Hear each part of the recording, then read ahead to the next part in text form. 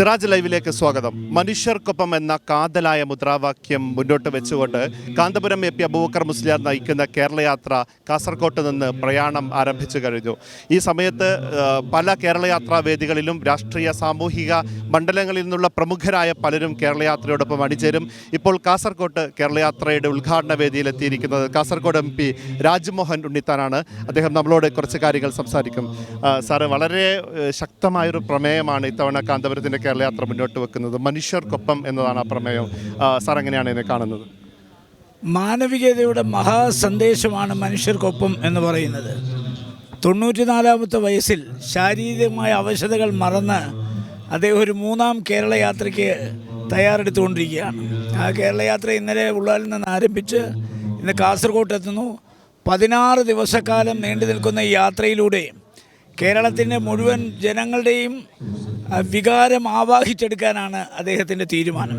കാരണം ഇന്ന് ആഗോളതലത്തിൽ തീവ്രവാദവും ഭീകരവാദവും അതുപോലെ തന്നെ വർഗീയതയും ഒക്കെ ആളിക്കത്തുന്ന ഒരു കാലഘട്ടത്താണ്. ഒരു വിരൽ തുമ്പൊന്ന് അനക്കിയാൽ ലക്ഷക്കണക്കിന് ആളുകളെ അനുസരിക്കാനുള്ള ഒരു നേതാവാണ് നമ്മുടെ കാന്തപുരം അബൂബക്കർ മുസ്ലിയാർ. പക്ഷേ ഇന്നുവരെ അദ്ദേഹം മനസ്സുകൊണ്ട് പോലും അത് പകയുടെയോ വിദ്വേഷത്തിൻ്റെയോ വെറുപ്പിൻ്റെയോ മറ്റൊന്നും മേഖലയിലേക്കല്ല, ശാന്തിയുടെയും സമാധാനത്തിൻ്റെയും സന്ദേശവാഹകനായിട്ടാണ് അദ്ദേഹം മാറിയത്. അദ്ദേഹത്തിൻ്റെ മർക്കസ് എന്ന് പറയുന്ന സ്ഥാപനം ലക്ഷക്കണക്കിന് ആളുകൾക്കാണ് അഭയം കൊടുത്തിട്ടുള്ളത്. ഇന്ന് അനാഥ കുട്ടികൾക്ക് അദ്ദേഹം ഉപ്പയാണ്. മാത്രമല്ല, അവർക്ക് ഭക്ഷണവും വസ്ത്രവും കൊടുക്കലല്ല, അവരെ പഠിപ്പിച്ച് ഡോക്ടർമാരാക്കി, എഞ്ചിനീയർമാരാക്കി, IAS സമൂഹത്തിൻ്റെ മുഖ്യധാരയിലേക്ക് അവരെ വിടുന്നു. മാത്രമല്ല, നമുക്കറിയാം കാശ്മീരിലെ കുട്ടികൾ, അവർക്ക് വിദ്യാഭ്യാസം കൊടുക്കാൻ അദ്ദേഹം കാണിച്ചതാണ് ഏറ്റവും വലിയ മാനവികതയുടെ ഒരു പ്രതീകമായി മാറിയിരിക്കുന്നത്. അദ്ദേഹം ഒരു വ്യക്തിയല്ല, ഒരു പ്രസ്ഥാനമാണ്. മാത്രമല്ല, ഒരു പ്രസ്ഥാനമെന്ന് പറയുമ്പോൾ അദ്ദേഹം പലതിൻ്റെയും പ്രതീകമാണ്.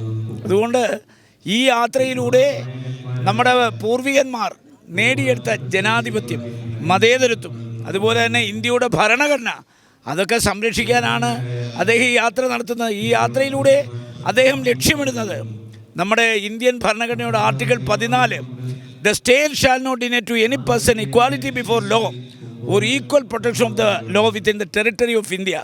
നമ്മുടെ രാജ്യത്തിൻ്റെ ഭരണഘടന അനുസരിച്ച് ഇവിടെ ജനിച്ചു വീഴുന്ന എല്ലാവരും ഭരണഘടന മുമ്പിൽ സമന്മാരാണ്, തുല്യന്മാരാണ്. പക്ഷേ 2 തരം പൗരന്മാരെ ഉണ്ടാക്കാൻ നമ്മുടെ പൗരത്വ നിയമം ഭേദഗതി ചെയ്തു. അതൊരിക്കലും നമുക്ക് അംഗീകരിക്കാൻ പറ്റില്ല.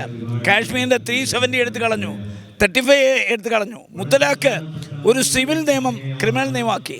അള്ളാഹുവിൻ്റെ സ്വത്താണ് വഖഫ്, അത് പിടിച്ചെടുക്കാൻ അതിനകത്ത് അവിശ്വാസികളായ ഹിന്ദുക്കളെ അംഗങ്ങളാക്കാൻ തീരുമാനിച്ചു. അങ്ങനെ എത്രയെത്ര കാര്യങ്ങൾ. കാരണം ഇന്ത്യയുടെ ഭരണഘടന ആർട്ടിക്കിൾ 25 and 26 പറയുന്ന right to profess and propagate religion, ഒരു ജാതിയിൽ വിശ്വസിക്കാൻ, ഒരു മതത്തിൽ വിശ്വസിക്കാൻ, അതിൻ്റെ ആചാരങ്ങളും അനുഷ്ഠാനങ്ങളുമായി മുന്നോട്ട് പോകാൻ ഭരണഘടന കൊടുത്തുള്ള അവകാശങ്ങൾ സംരക്ഷിക്കപ്പെടണം. ഇതാരുടെ ഔദാര്യമല്ല, അവകാശമാണ്. ആ അവകാശം സ്ഥാപിച്ചെടുക്കണം. കാരണം ഈ രാജ്യത്തിൻ്റെ മണ്ണിൽ ജനിച്ചു വീഴുന്ന ഓരോ പൗരനും ഭരണഘടനാപരമായ അവകാശങ്ങൾ ആസ്വദിക്കാൻ, അനുഭവിക്കാനുള്ള അവകാശങ്ങൾ ജനങ്ങളെ ബോധവൽക്കരിക്കാനാണ് ഈ യാത്ര. അത് പണ്ട് മഹാത്മാഗാന്ധി അദ്ദേഹം പ്രവാസി ജീവിതം അവസാനിപ്പിച്ച് ഇവിടെ വന്ന് അദ്ദേഹത്തിൻ്റെ രാഷ്ട്രീയ ഗുരുവായ ഗോപാലകൃഷ്ണ ഗോഖലെ കണ്ടപ്പോൾ അദ്ദേഹം ആദ്യം പറഞ്ഞത്, അങ്ങ് സ്വാതന്ത്ര്യ സമരത്തിൻ്റെ നേതൃത്വം ഏറ്റെടുക്കുന്നതിന് മുമ്പ് ഭാരതത്തിലെ ജനങ്ങൾ അനുഭവിക്കുന്ന കഷ്ടപ്പാടുകളും ബുദ്ധിമുട്ടുകളും യാതനകളും വേദനകളും മനസ്സിലാക്കാൻ ഒരു ഭാരതയാത്ര നടത്തണം എന്ന് പറഞ്ഞ പോലെ ശ്രീ കാന്തപുരം അബൂബക്കർ മുസ്ലിയാർ സഞ്ചരിക്കാത്ത ഊടുവഴികളില്ല, അദ്ദേഹം പോകാത്ത രാജ്യങ്ങളില്ല.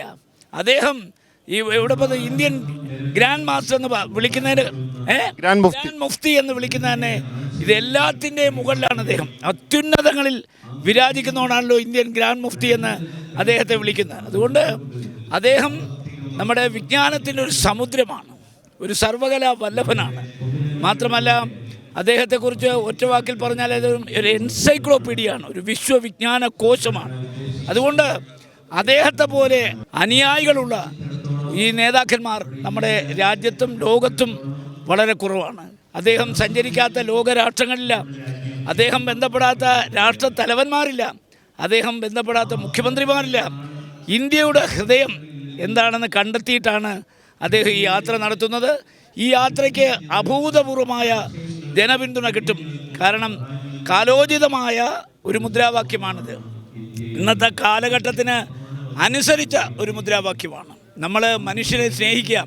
ഖുർആൻ തന്നെ പറയുന്നല്ലോ, യാ അയ്യൂഹനാസ് ഇന ഖലക്കിനാക്കിൻ മിൻ ദക്കറിൻ വ ഉൻസ.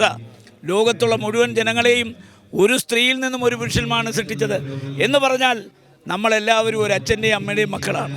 അപ്പോൾ ഈ സന്ദേശം ജനങ്ങളിൽ എത്തിക്കാൻ ഒരച്ഛൻ്റെയും അമ്മയുടെയും മക്കൾ തമ്മിൽ സ്നേഹിക്കുക, പരസ്പരം സഹകരിക്കുക, സഹായിക്കുക, സഹവർത്തിത്വത്തോട് മുന്നോട്ട് പോവുക. ഇപ്പോൾ ഈ യാത്ര ഒരു വിപ്ലവകരമായ യാത്രയാണ്.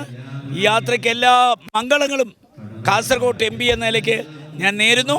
കാസർഗോഡ് ആദ്യമായി ഞാൻ മത്സരിക്കുമ്പോൾ എന്നെ അനുഗ്രഹിച്ച് ആശീർവദിച്ച് എനിക്ക് പിന്തുണ നൽകിയ അദ്ദേഹത്തെ ഒരിക്കലും എനിക്ക് മറക്കാനാവില്ല.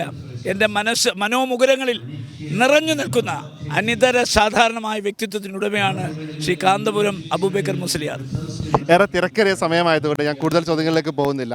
അപ്പോൾ എന്തായാലും കാന്തപുരം ഉസ്താദ് എത്രത്തോളമാണ് രാഷ്ട്രീയ സാമൂഹ്യ മണ്ഡലങ്ങളിൽ ശ്രദ്ധ പിടിച്ചു പറ്റിയത് എന്ന് ശ്രീ രാജ്മോഹൻ ഉന്നിത്താൻ്റെ വാക്കുകൾ നമുക്ക് വ്യക്തമാണ്. സിറാജ് ലൈവിന് വേണ്ടി സയ്യിദ് അലി ഷിഹാബ്, വിത്ത് ക്യാമറാമാൻ മുഹമ്മദ് ഷബീർ.